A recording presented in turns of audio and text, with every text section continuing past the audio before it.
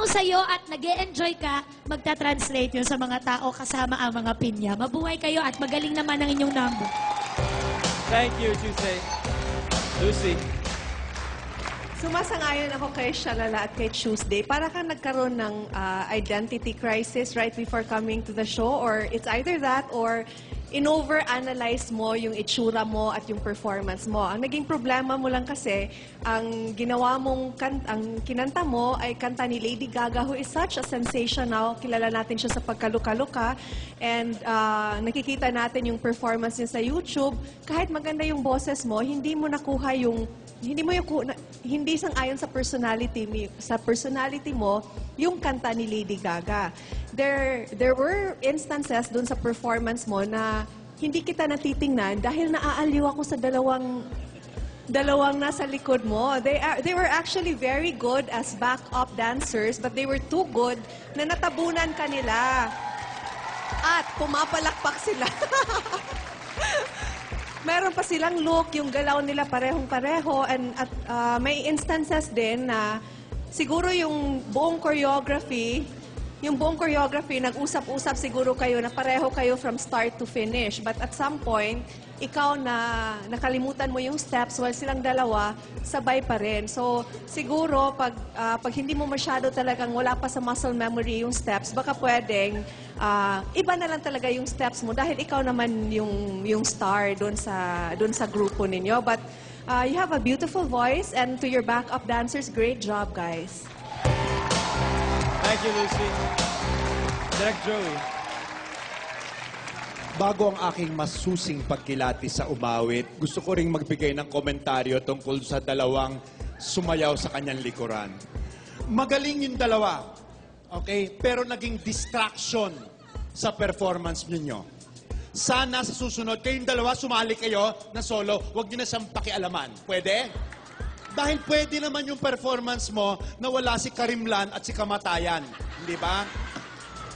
Ikalawa, maganda ang boses mo, Iha. Maganda ang boses mo. Hindi lang na-maximize dahil you were trying to be Lady Gaga, whereas you should have been who you really are.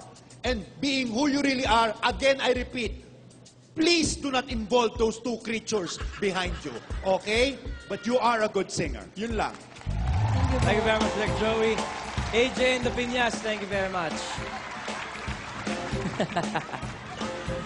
Miyembro ng magkaibang grupo ang ating huling mga talentado, ngunit naisipan nilang magsanib puwersa para makabuo ng mas malakas na tambalan. Alamin natin kung bakit nila ito ginawa. Kami po ang our friends. Best friend po kami. Bali, dati po, magkarapan kami, magkaibang grupo kami. Tapos nag-isa po kami. Nagkakilala. Tapos yun, parang talagang naging mas close kami. Paras kami ng hilig. Yun. Yun na rin namin gumawa ng sayaw na kakaiba. Yung magugustuhan ng tao, yung may entertain. Basta po, pag magkasama ko kami, feeling ko namin talagang magkapatid lang ko kami. Hindi ko kami mag-aaway. Parang wala akong ano. Minsan may tampuhan lang po. Pero ang bilis mo umayos. Two bodies with a bone-breaking routine. Give it up for RR and Renren. RR Friends.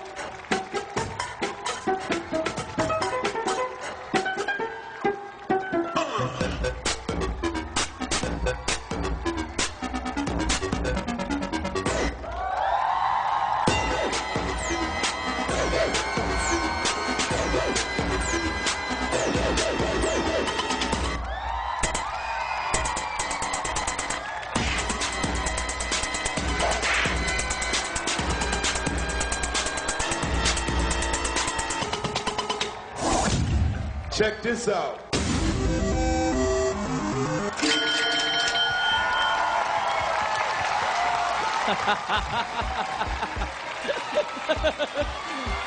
Hey! Our friends! Here's your mic. Everything okay?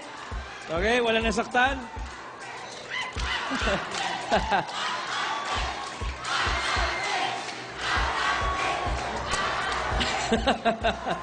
All right, Lucy, what do you think? Ryan, so far parang it's safe to say na nanakaw nila at naangkin nila ang gabi. Ang galing-galing ninyo. Based on all those who have performed, parang ito talaga yung angat na angat. And I appreciate the fact na parang buong-buo yung performance ninyo, from the costume to the facial expression to the moves. Alam kong yung ginawa nyo parang laro-laro lang, but it's so hard kasi meron kayong isolation pa na involved. With your talent, I don't think mahihirapan kayong maghanap ng trabaho. You should really hook up with events companies kasi your act is something that will be appreciated by people and audiences of all ages. Congratulations. Great job. Thank you, Lucy. Sana lang. Eto na, hinihintay ko!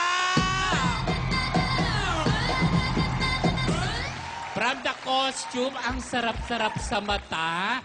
Di ba yung move nyo? Tapos yung head tumbling, kaloka.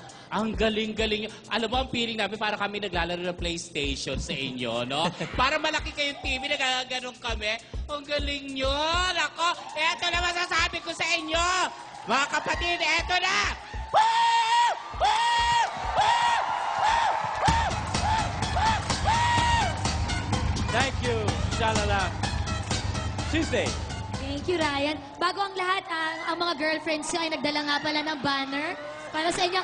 Mga ate, kumaway kayo sa inyong mga jowa. Nakakatuwa itong mga halamang dagat minsan. May bigote, tapos nakabra. Nakakaloka. Anyway, our friends, nakakatuwa. Tama si Mother Tolites. Kumaka-cartoons yung itsura ninyo mula sa muka hanggang sa mga limbs. Sobrang galing, wala akong masabi. Si Kuya Lalo, ang ganda ng features mo. Rumi Raymond Chow, napanood mo ba yung Kung Fu Hustle tsaka Shaolin Soccer? Pwede kang i-cast doon.